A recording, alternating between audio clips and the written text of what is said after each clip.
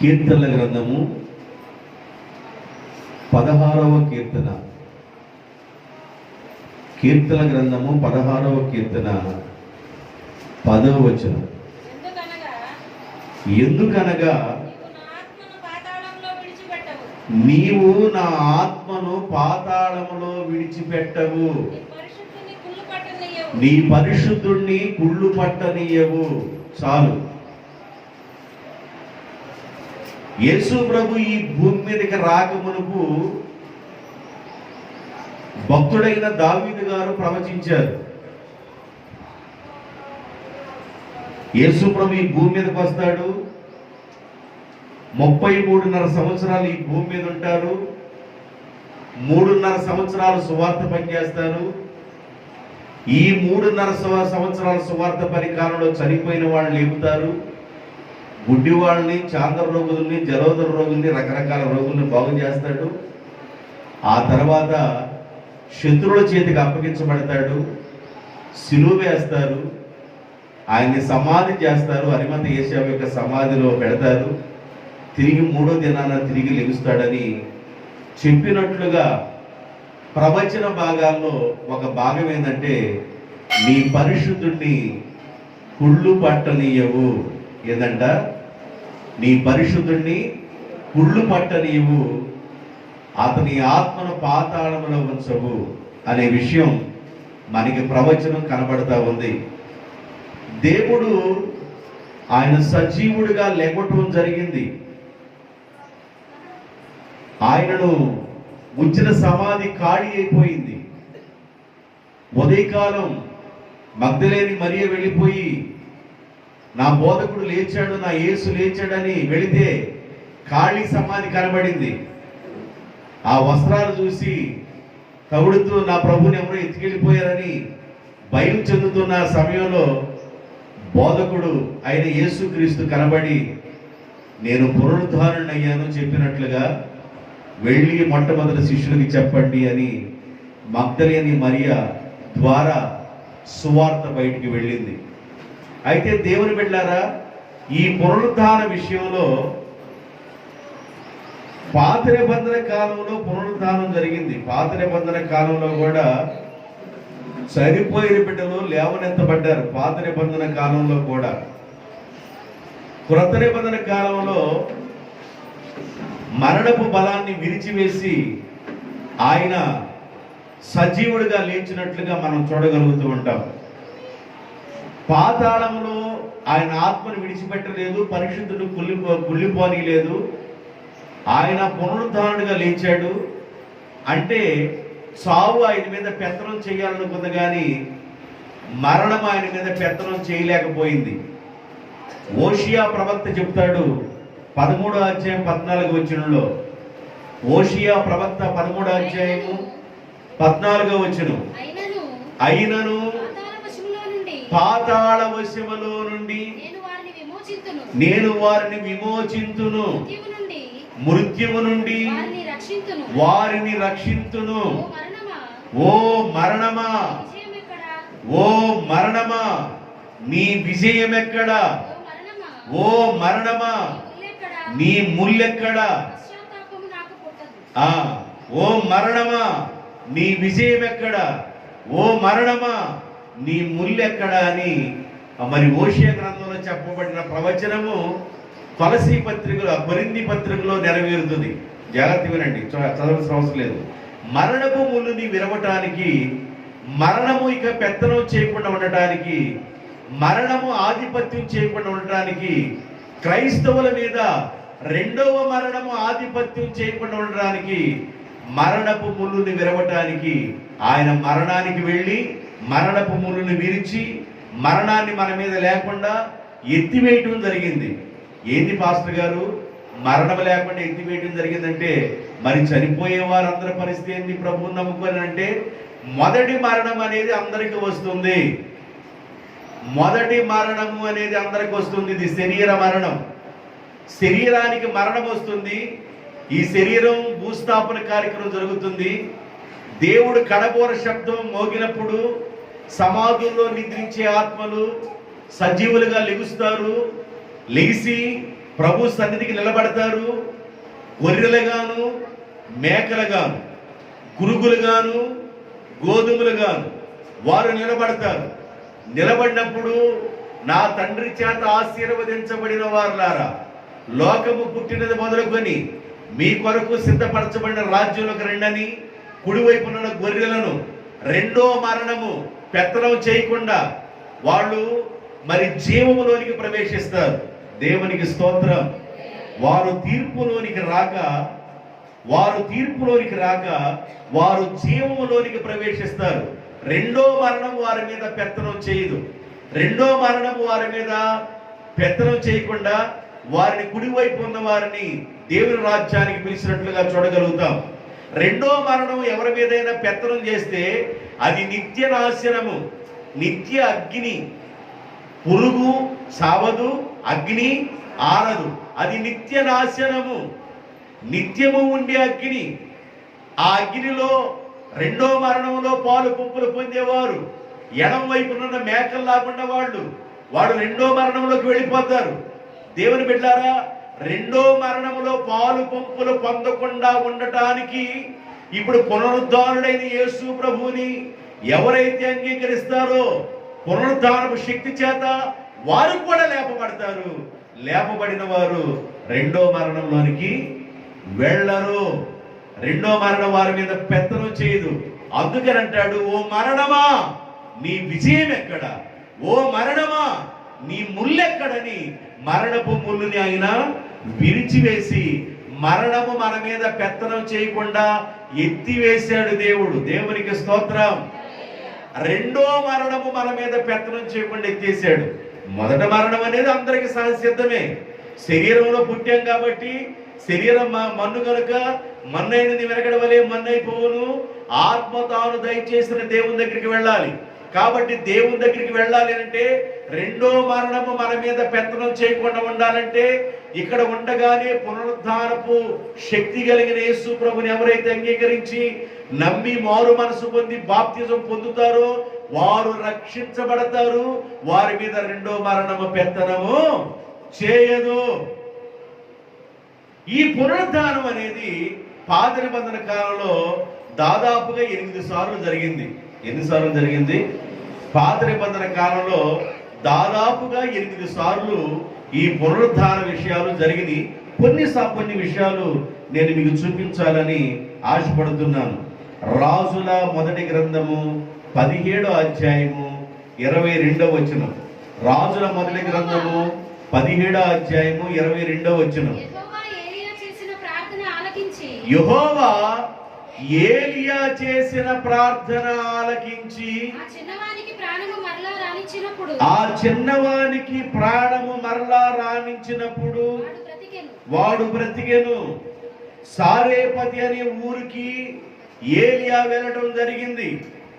సారేపతి అనే ఊరిలో దాదాపుగా దేశమంతా, ఆ రోజుల్లో దేశమంతా 3.5 సంవత్సరాల కాలం భూమి మీద వర్షం పడలేదు. చెట్లు ఎండిపోతా ఉన్నాయి. భూమిలో ఉన్న నీటి ఓటలు తగ్గిపోతా ఉన్నాయి. పైనుండి వర్షం లేదు. బొగ్గుమని దేశం మండిపోతా ఉంది. ఇలాంటి పరిస్థితుల్లో ఏలియా కెరీతు వాగు దగ్గర కూర్చున్నాడు. ఆ వాగు దగ్గర కూర్చొని మరి ఆహారము ఉదయము సాయంకాలం కాకుల ద్వారా దేవుడు ఆహారాన్ని ఏలియాకు పంపుతున్నాడు. ఆహారం తింటున్నాడు. ఆహాబు అంతఃపురములో నుండి కాకులు ఆహారం తీసుకొస్తున్నాయి. ఆహారం తింటున్నాడు, మంచిళ్ళు తాగుతున్నాడు. సాయంకాలం ఆహారం తింటున్నాడు, మంచిళ్ళు తాగుతున్నాడు. కెరీతు వాగులో ఉన్న నీళ్లు కూడా ఎండిపోయినాయి. నేనేం చేయమంటావు ప్రభు అని ఏలియా ప్రార్థన చేస్తే, సారేపతి అనే ఊరికి వెళ్ళు. ఎక్కడికి వెళ్ళాలంట? సారేపతి అనే ఊరికి వెళ్ళు. అక్కడ ఒక ఆమెని కనబడుతుంది పొలలేరుకుంటూ. ఆమెను నీ ద్వారా పోషిస్తాను, ఆమెను నీ ద్వారా పోషిస్తా. కాబట్టి సారేపతి అనే ఊరికి వెళ్ళమని మరి దేవుని చేత సెలవు పొంది సారేపతి అనే ఊరికి వెళ్ళటం జరిగింది. దేవుని బిడ్డలారు ఏరియా బయలుదేరాడు. సారేపతి అనే ఊరికి వెళ్ళిపోయాడు. ఆ ఇంటిలో ఆమె దగ్గరికి వెళ్ళిపోయి, అమ్మా మొదటగా చేసిన అప్పం తీసుకురా అన్నాడు. ఆ అప్పం తీసుకొచ్చింది. అప్పంతో ఆశీర్వదించాడు. తొట్లో ఉన్న పిండి అయిపోలేదు. గుడ్డులో ఉన్న నూనె అయిపోలేదు. ఆ 3.5 సంవత్సరాల కాలం ఆమె పోషించబడింది. అయితే ఏలియా అక్కడ ఉండగానే తన కుమారుడు చనిపోయాడు. ఏమైపోయాడు? కుమారుడు చనిపోయాడు. ఎప్పుడైతే తన కుమారుడు చనిపోయాడో, ఎప్పుడైతే తన బిడ్డ చనిపోయాడో, అయ్యా నువ్వు రానేలా, నా పాపములు నాకు గుర్తు చేయనేలా, నా బిడ్డ చనిపోనేలని బాధపడతా ఏడుస్తూ ఉంటే ఏలియా ప్రార్థన ద్వారా చనిపోయిన బిడ్డ తిరిగి సజీవుడిగా లేచాడు. అది పాత నిబంధన కాలంలో ఉన్న జరిగిన పునరుద్ధానము. దేవునికి స్తోత్రం. చనిపోయిన వాడు తిరిగి బ్రతికాడు ఏలియా ప్రార్థన ద్వారా. ఏలియా ప్రార్థన ద్వారా చనిపోయిన వ్యక్తి తిరిగి బ్రతకడం జరిగింది. 2 రాజుల గ్రంథం 4వ అధ్యాయము 35వ వచనం. 2 రాజుల గ్రంథం 4వ అధ్యాయము 35వ వచనం. అమ్మా, తాను దిగి ఇంటిలో యువతల నుండి అవతలకు ఒకసారి తిరిగి నడిచి మరలా మంచము మీదకెక్కి వారి మీద పడుగుగా చాపుకొని పడుకొనెను. బిడ్డ 7 మార్లు తుమ్మి కళ్ళు తెరిచెను. షునేమీరాలు కుమారుడు. షునేమి పట్టణానికి ఎలీషా వెళితే చేర్చుకొని, ఎలీషాని ఇంటిలోకి చేర్చుకొని ఎంతో పరిచయం చేసిన కుటుంబం, ఎంతో ఆతిథ్యం ఇచ్చిన కుటుంబం, ఎంతో మర్యాదగా చూసిన కుటుంబం. అయితే ఎలీషా ఎప్పుడైతే ఆ ఇంటిలోకి కడుగు పెట్టాడో సంతానము లేని కొరత తీర్చబడిపోయింది. వృద్ధాప్యంలో ఉన్న భర్త, ఎవరి ప్రాయంలో ఉన్న షునేమీరాలు ఇక పిల్లలు కలగరేమో అనుకున్నారు. దయామైన దేవుడు ఎలీషా ప్రార్థన ఆలకించి ఒక మంచి చక్కని బిడ్డనిచ్చారు. ఆ బిడ్డ 5 సంవత్సరాలు చక్కగా ఉన్నాడు. మాటలు బాగా వస్తా ఉన్నాయి. తల్లితో బాగా ముచ్చట చెప్తున్నాడు, తండ్రితో బాగా ముచ్చట చెప్తున్నాడు, అందరితో బాగా మాట్లాడుతున్నాడు, అన్ని పేర్లు బాగా వచ్చినాయి, అంత మంచిగా మాట్లాడుతూ ఉన్నాడు. ఇలాంటి పరిస్థితుల్లో, ఇలాంటిగా జరిగే రోజుల్లో 5 సంవత్సరాలు రాగానే ఆ బిడ్డ చనిపోయాడు. 5 సంవత్సరాల బిడ్డ చనిపోయాడు. చనిపోతే ఎలీషా కొరకు తయారు చేసిన గదిలో ఉన్న మంచం మీద ఆ బిడ్డ పడుకోబెట్టి ఆ గదికి తలుపేసేసి తిరిగి ఆమె ఎలీషా ప్రవక్త దగ్గరికి వెళ్ళిపోయింది. ఆ ప్రవక్త పాదాల మీద పడి ఏడుద్దాం అనుకునే తల్లికి ప్రక్కన ఉన్న గెహాజీ అన్నాడు, నువ్వు ఆయన పాదాల మీద పట్టడానికి వీల్లేదని ఆమెను ప్రక్కగా లాగాడు. కాదు కాదు కాదు, ఆమె ఏదో మనోవ్యాకులము కలిగినదై, ఏదో దుఃఖాక్రాంతురాలై నా దగ్గరికి వచ్చింది. ఎందుకో యెహోవా ఈ విషయాన్ని నాకు మరుగు చేశాడు. ఆమె మానవ వ్యాధులతో నా దగ్గరికి వచ్చిందని చెప్తే అప్పుడు ఆమె బయటపడి చెప్పింది, అయ్యా నా ఇంటికి నువ్వు రానేలా, నా ఇంటికి వచ్చి నాకు సంతానం లేకుండా పోయినా బాగుండేది. సంతానం కావాలని నేను అడగకపోయినా నువ్వు సంతానం కోసం ప్రార్థన చేశావు. నాకు సంతానం దేవుడు దయచేశాడు. దేవుడు ఇచ్చినట్లుగా ఇచ్చి ఈ బిడ్డను తీసుకుని వెళ్ళిపోయాడయ్యా. 5 సంవత్సరాలు వచ్చిన బిడ్డ, చక్కగా మాట్లాడే బిడ్డ, తలనొప్పి తలనొప్పి తలనొప్పి తలనొప్పి తలనొప్పి అని ఏడ్చి ఏడ్చి ఏడ్చి నా ఊళ్ళోనే సరిపోయాడయ్యా అని చెప్పేసి బోర్ని ఏడిస్తే ఇక ఎలీషా అక్కడికి వెళ్ళిపోయి ప్రార్థన చేశాడు. ఆ బిడ్డ మీద చాచుకొని రెండు చేతులు వేసి ఆ బిడ్డ మీద పడుకొని ఈయన ఆత్మను ఆయన ఆత్మ మీద పెట్టి విడుదల చేసి ప్రార్థన చేస్తా ఉన్నాడు. దేవా ఒక అద్భుతం చెయ్యి, ఇక్కడ నీకు ఒక కార్యం జరిగించు ప్రభు అని ప్రార్థన చేస్తుంటే ఎలీషా ప్రార్థన ఆలకించిన దేవుడు షునేమీరాలు కుమారుణ్ణి మరలా తిరిగి బ్రతికించాడు. పునరుద్ధానం జరిగింది. దేవునికి స్తోత్రం. హల్లెలూయా, హల్లెలూయా. యేసయ్య ఈ రోజున శుక్రవారం రోజున సిలువ వేయబడి, సాయంకాలం సమాధి చేయబడి, శుక్రవారం శనివారం ఆదివారం తెల్లవారుజామున ఆయన తిరిగి లేవటం జరిగింది. ఆయన పునరుద్ధారుడయ్యాడు. పునరుద్ధారపు సువార్త అనేది చాలా అవసరం. ఆదివారపు ఆరాధన అందుకే మనం చేస్తున్నాం. ఆయన పునరుద్ధారుడయ్యాడు కనుక ఆదివారం ఆరాధన జరుగుతుంది. ఇట్లా పాత నిబంధన కాలంలో దాదాపు 8 మంది పునరుద్ధానం జరిగింది. ఇప్పుడు 2 గురించి నేను మీకు చూపించాను. తర్వాత ఇంకొక 3వ విషయం చెప్తాను. రాజుల 2వ గ్రంథము 13వ అధ్యాయము 21వ వచనం. ఒక శవమును పాతి పెట్టుచు సైన్యములకు భయపడి ఆ శవమును ఎలీషా యొక్క సమాధిలో పెట్టగా ఆ శవానికి ఎలీషా యొక్క ఎముక తగిలి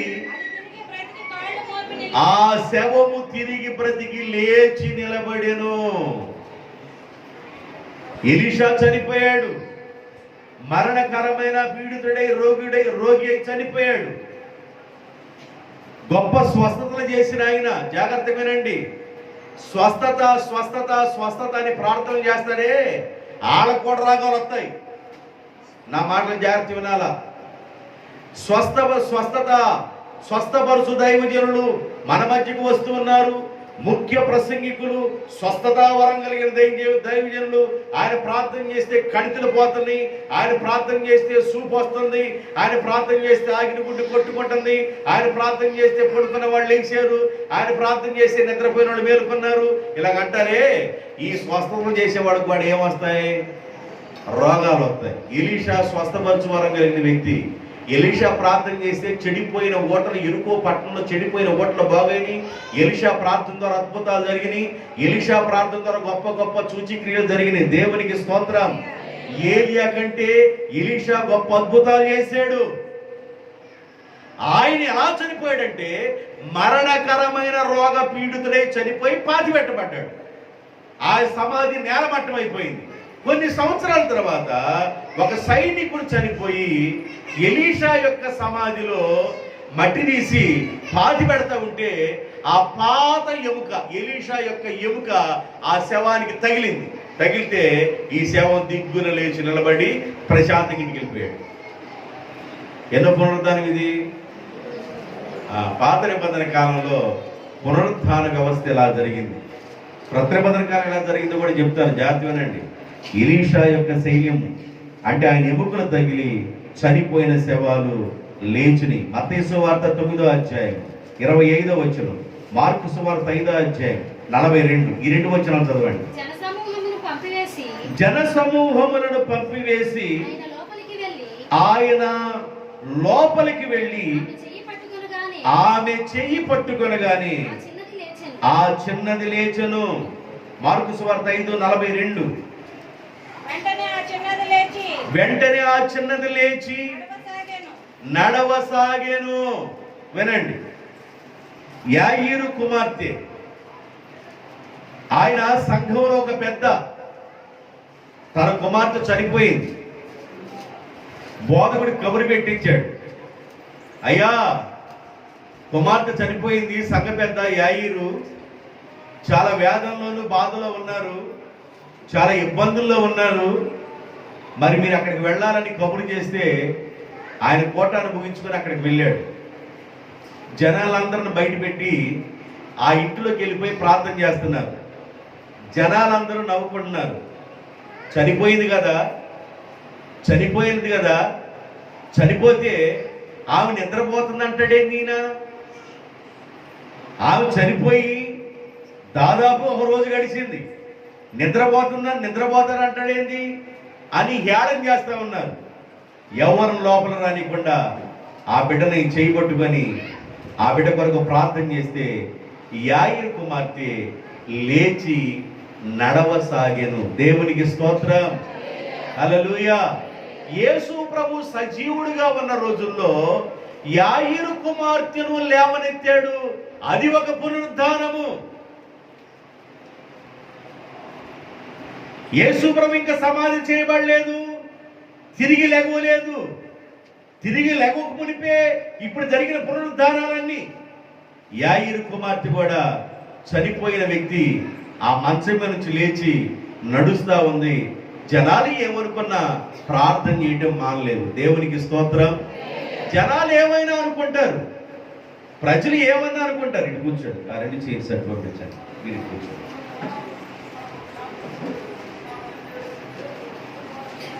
ప్రజలు ఏమైనా అనుకుంటారు. వెనక పంపించండి అన్నమాట, మా చైర్స్ ఇస్తున్నట్టు మీరు ఇటు కూర్చోండి, అడగచ్చు.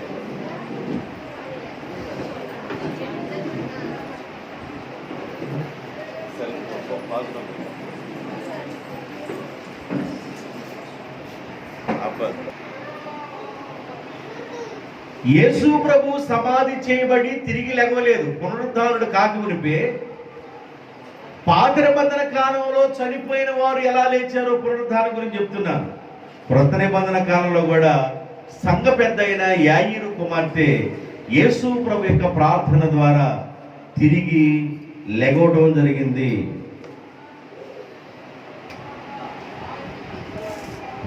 లూకా సువార్త 7:15 ఆ చనిపోయిన వాడు లేచి కూర్చుని మాటలాడసాగెను. యేసు ప్రభు ఒకసారి నాయీను అనే ఊరికి వెళుతున్నాడు. ఏ ఊరది? నాయీను అనే ఊరికి వెళుతుంటే ఆ ఊరు ఎంటర్ అవుతూ ఉండగానే ఆ ఊరి సరిహద్దులోనికి ఒక పాడిని ఎత్తుకొని ఒక విధవరాలి కుమారుడిని మోసుకొని వస్తున్నారు. ఆమె భర్త లేడు, ఒకే ఒక కుమారుడు. ఆ ఒక్క కుమారుడు కూడా చనిపోయాడు. ఇక ఆమె యొక్క వేదన బాధ ఎంత అంత కాదు, భయంకరంగా ఏడుస్తుంది. ఎవరు సాధు చేయలేకపోతున్నారు. భర్తను పోగొట్టుకున్నానయ్యా, ఉన్న ఒక కుమారుడు కూడా నేను పోగొట్టుకున్నానని భయంకరంగా ఏడుస్తూ ఉంది ఆ విధవరాలు, నాయీను గ్రామస్తురాలు.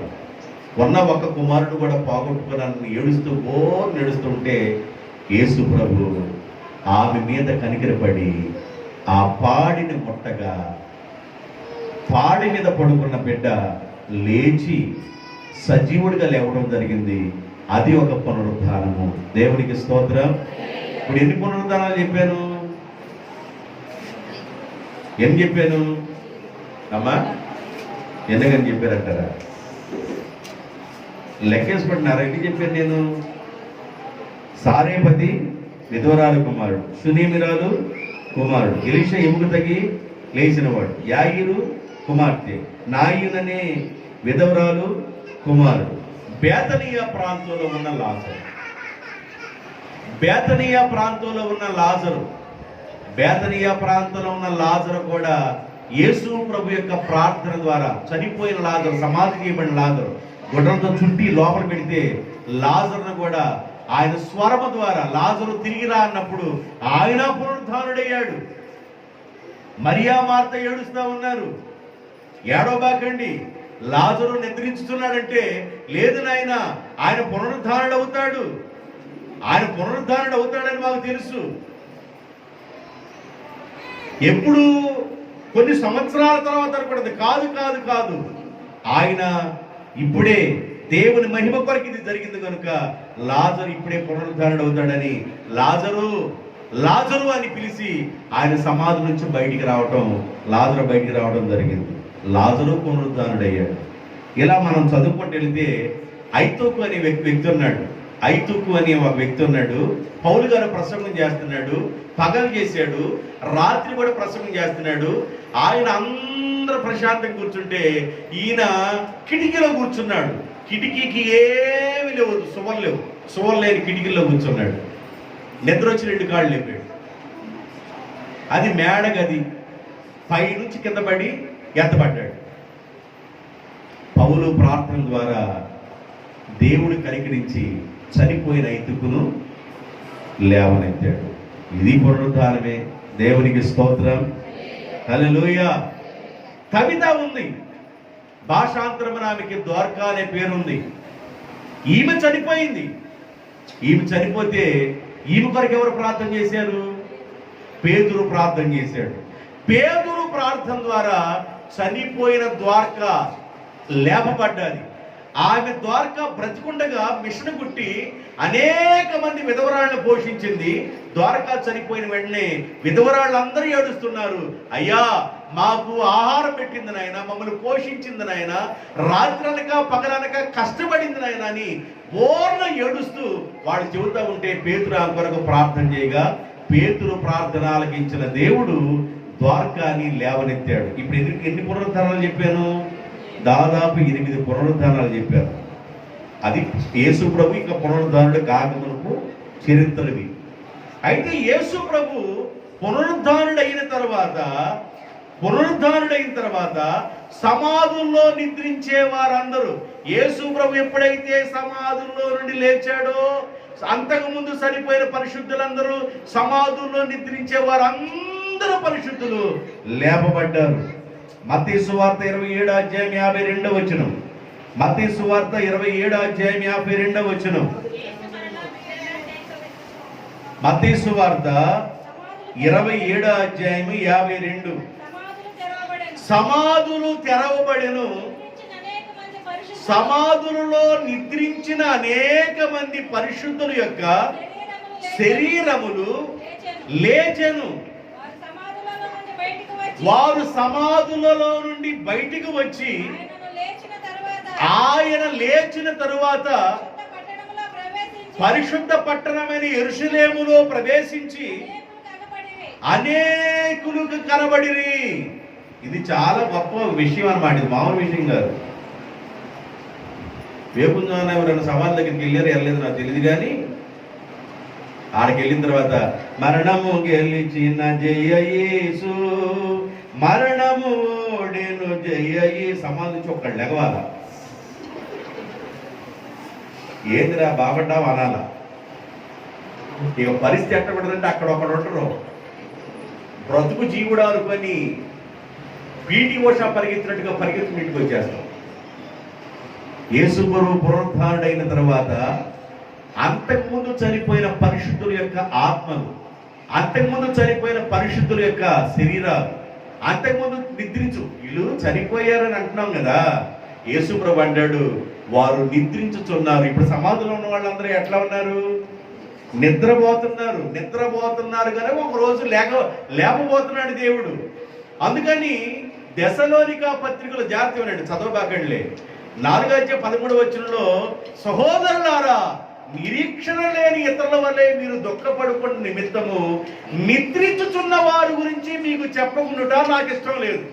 యేసు మృతి పొంది తిరిగి లేచునని మనం నమ్మిన ఎడల అదే ప్రకారం యేసునందు నిద్రించిన వారిని ఆయన వెంట పెట్టుకొని వచ్చును.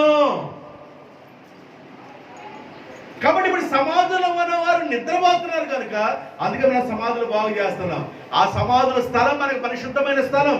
ఆ సమాధుల యొక్క స్థలం మనకి అత్యంతమైన ప్రాముఖ్యమైన స్థలం. అది వాళ్ళందరూ పరిశుద్ధుల ఆత్మలు నిద్రలో ఉన్నాయి. యేసు ప్రభు కడబోర ఊదిన వెంటనే రెండవ రాకడలో వాళ్ళందరూ తిరిగి లేపబడతారు. దేవునికి స్తోత్రం, హల్లెలూయా.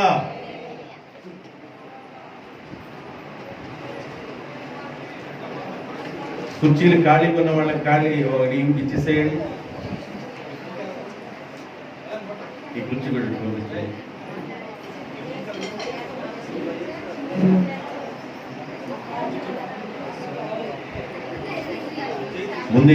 ముందేనా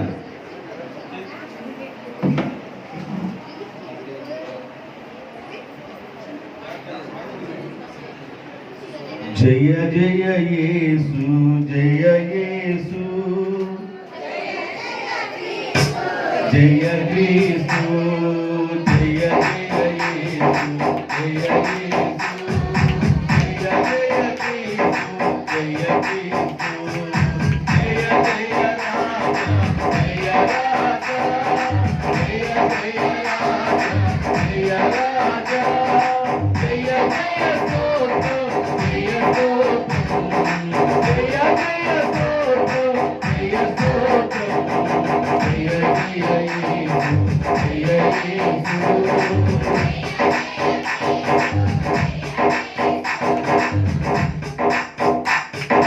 సమాధి గెలిచెను జయ యేసు, సమాధిలో లేను జయ యేసు, సమాధి గెలిచెను జయ యేసు, సమాధిలో లేను జయ యేసు.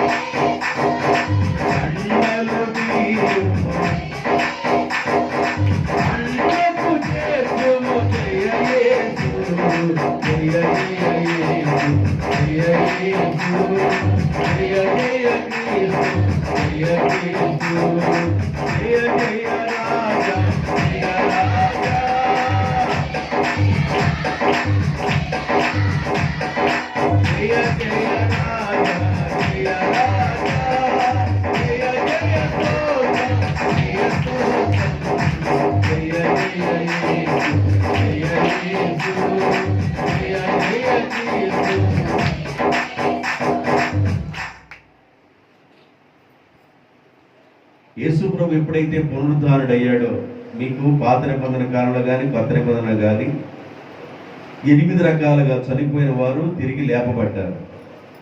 చాలా మంది ఉన్నారు, ఒక 8 మందిని గుర్తు చేసి. అయితే యేసు ప్రభు ఈ భూమి మీద ఉండగానే ఈ దేవాలయాన్ని పడగొట్టండి, తిరిగి 3వ దినాన కడతాను అని అన్నాడు. జనాలందరూ అనుకుంటున్నారు, ఎంతో మంది పనిచేసి దాదాపుగా 40 సంవత్సరాలు కష్టపడితే దేవాలయపు పనులు పూర్తి కాలేదు, ఇంకా పూర్తయినట్లుగా ఉన్నాయి. 3 రోజుల్లో